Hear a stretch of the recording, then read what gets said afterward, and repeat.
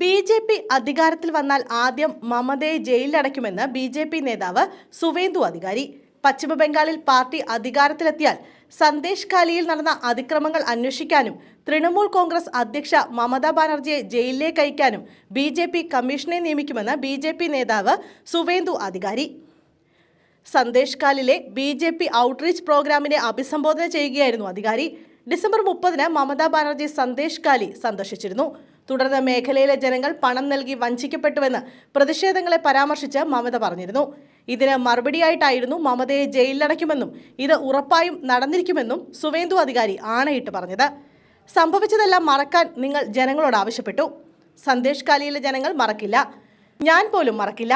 പശ്ചിമ ബംഗാളിൽ ബി.ജെ.പി. അധികാരത്തിലെത്തിയാൽ സന്ദേശ് ഖാലി സംഭവങ്ങളെക്കുറിച്ച് അന്വേഷിക്കാൻ കമ്മീഷനെ നിയോഗിക്കും. സന്ദേശ് ഖാലിയിലെ സ്ത്രീകളെ നിങ്ങൾ കള്ളക്കേസിൽ കുടുക്കി ജയിലിലേക്ക് അയച്ചു. സ്ത്രീകൾക്കെതിരെ കള്ളക്കേസുകൾ ചുമത്തിയതിന് നിങ്ങളെയും ബി.ജെ.പി. ജയിലിലേക്ക് അയക്കും. സന്ദേശ് ഖാലിയിലെ അമ്മമാർക്കും പെങ്ങന്മാർക്കും നേരെ മമത വലിയ ഗൂഢാലോചനയാണ് നടത്തിയതെന്നും അടുത്ത തെരഞ്ഞെടുപ്പിൽ ബി.ജെ.പി. തൃണമൂലിൽ നിന്നും സന്ദേശ് ഖാലി പിടിച്ചെടുക്കുമെന്നും സുവേന്ദു കൂട്ടിച്ചേർത്തു. ഷാജഹാൻ ഷെയ്ഖിനെ പോലെയുള്ള പ്രാദേശിക തൃണമൂൽ നേതാക്കൾക്കെതിരെ പ്രതിഷേധിച്ചതിന് ആളുകളെ ശിക്ഷിക്കുന്നതിനായി 2024 തെരഞ്ഞെടുപ്പിന് മുന്നോടിയായി പ്രദേശത്തെ സ്ത്രീകൾക്കെതിരെ കള്ളക്കേസുകൾ ചുമത്താൻ ബാനർജി ഗൂഢാലോചന നടത്തുകയാണെന്നും അധികാരി ആരോപിച്ചു.